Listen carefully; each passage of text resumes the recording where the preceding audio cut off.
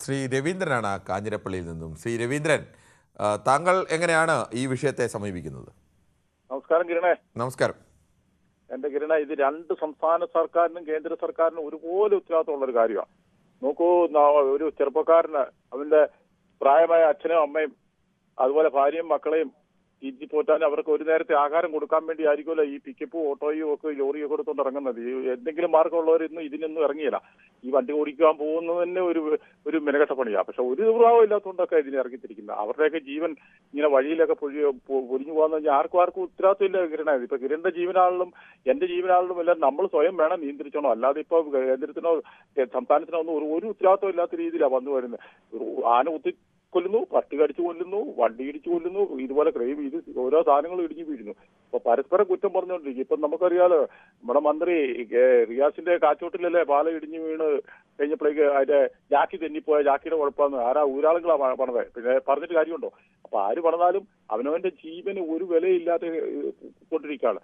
നമ്മൾ ഡൽഹിയിലൊക്കെ കണ്ടാലോ, ഡൽഹിയിലൊക്കെ മെട്രോ ഒക്കെ എന്ന് പറഞ്ഞാൽ അതുപോലെ തിരക്കുള്ള ഒരു സ്ഥലമാണ് ഡൽഹി. മെട്രോ ഒക്കെ പണിതാ വലിയ ഭീമൻ തൂണുകളൊക്കെ പണിതിട്ട് ഒരു കുഴപ്പമില്ല, എന്തെങ്കിലും കുഴപ്പമില്ല. പക്ഷെ ഇവിടെ നോക്കാനും പിടിക്കാനൊന്നും ആളും ഇല്ല കിരണേ. ഇതെന്നു വെച്ചാൽ നമുക്ക് ഇപ്പൊ എന്നുവെച്ചാൽ സഖാവ് സുധാരനെയൊക്കെ കൊണ്ടുവരണമെന്ന് എനിക്ക് തോന്നുന്നു. ഇതുപോലെയുള്ള പരിപാടിയൊക്കെ നടക്കുമ്പോൾ പുള്ളിയൊക്കെ രംഗത്തിറക്കിയില്ലെങ്കിൽ ഇതുകൊണ്ടൊന്നും യാതൊരു പ്രയോജനമില്ല. ഇതുപോലെ ഇടിഞ്ഞും പൊടിഞ്ഞും വെള്ളത്തിലും ഒക്കെ ആയി പോവുള്ളൂ ഈ കാശല്ല.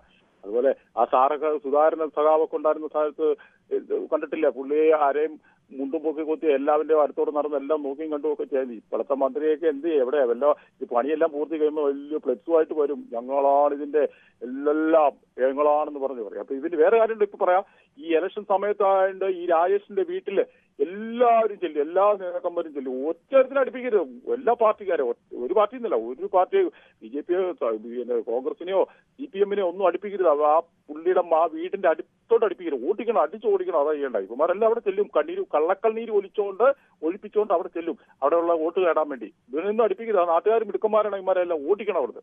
നാട്ടുകാർ മാത്രം സംസ്കാരം നടത്തി ആ വീടിന് വേണ്ടി നിൽക്കണം.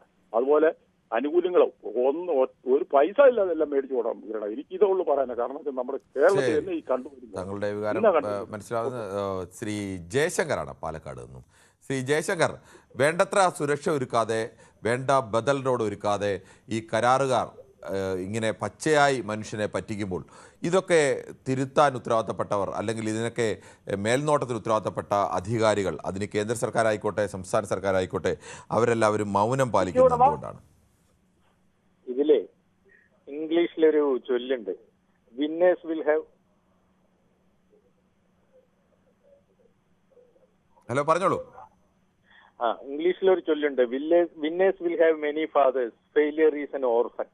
ഇവിടുത്തെ സംഭവം എന്താണെന്നറിയോ? ഇത് കൊട്ടിഘോഷിച്ചിട്ട് പറയും, ഞങ്ങളാണ് ഇത് ചെയ്തത്, ഞങ്ങളിത് മനോഹരമായി ചെയ്തു, സംഭവം അതിഭയങ്കരമായി എന്ന് പറഞ്ഞ് എല്ലാവരും കൂടെ അതിന്റെ പിതൃത്വം. അതിങ്ങനെ വീണ് ദുരന്തം സംഭവിക്കുമ്പോൾ അങ്ങോട്ടും ഇങ്ങോട്ടും കുറ്റം പറയും. ഇതിന്റെ ഏറ്റവും വലിയ പ്രശ്നം, ആരും ഇതിൽ ഉത്തരവാദിത്തം ഏറ്റെടുക്കുന്നില്ല.